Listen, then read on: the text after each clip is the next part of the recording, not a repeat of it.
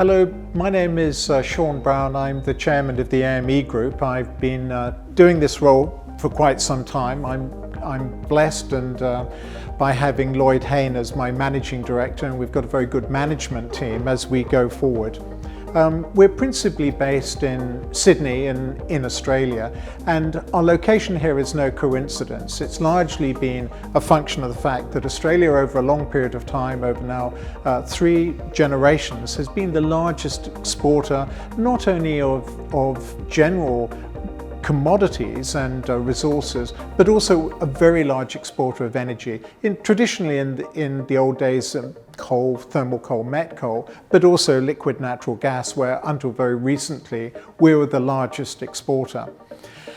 As we go forward though, our entire shift within the company has started to migrate into energy transition, and we made this strategic move in 2019.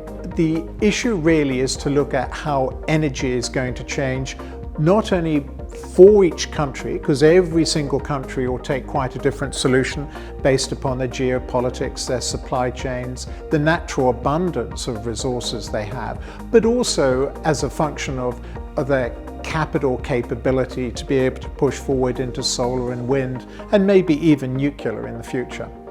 So the idea is to try to unravel the complexity as we go forward. So it's almost like in this phase shift, it's like going from the steam age into the internal combustion engine age. Now we're migrating into a completely new way where we expect by 2050 half of all energy to be able to be made available as electricity, which has big implications for copper. As we look forward, we're really seeing Europe still being the lead in terms of change, not only by regulation, but also by, general interest, by political motivation. They're very much the leader, for which I think we're very grateful for, that someone's actually carrying the flag for the rest of the world in this regard.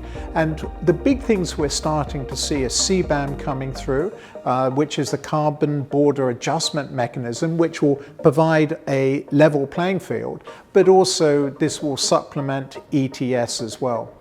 So as we look at the world going forward, this energy transition is very much the heart of everything. We're seeing energy costs probably on individual production sites. Often historically, they've been about 1/3 of the total cost structure, the other 1/3 being labor, and also the final third being sort of consumables and all of the components to keep a plant, a site, a project running. We expect that energy component to lift now from about 33% or about 1/3, maybe to 45%. So energy is the big issue going forward. Not only the energy price and cost, but also, of course, the carbon emissions that are going to come through and how we mitigate those over time.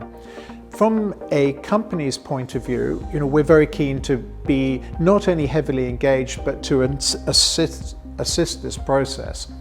So as you go forward, if you need anything, please don't hesitate to come and talk to any of our researchers, analysts, programmers who are involved in this big journey of energy transition, this huge phase shift as we go forward.